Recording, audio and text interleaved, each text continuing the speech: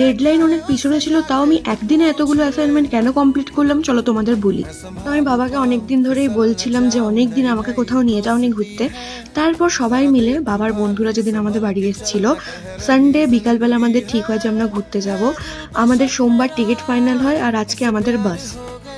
ঘুরতে যাচ্ছি অনেক ভালো কথা, কিন্তু এরপর কি করতাম, এতগুলো কাজ যে পড়ে রয়েছে সেগুলো আমি করে নিয়েছি অবভিয়াসলি।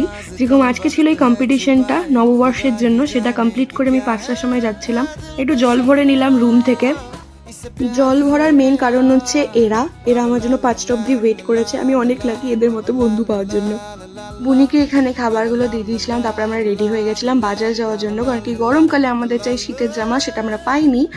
আর আমি একটা জুতো নিয়ে চলে এসেছি বাড়ি। আমাকে এখনো অনেক অ্যাসাইনমেন্ট করতে হবে। তারপরে আজকে আমাদের রাত্রেবেলা হচ্ছে বাস, যেটা হচ্ছে 9টা 9:30টার সময়। আর সোমবার আমরা এটা ভিডিও করেছিলাম। আর আজকে রাত্রেবেলা যাওয়ার জন্য অনেকটাই স্যাড লাগছে পুচুকে ছেড়ে যেতে। ও রাত্রেবেলাও আমার কাছে চলে এসেছে।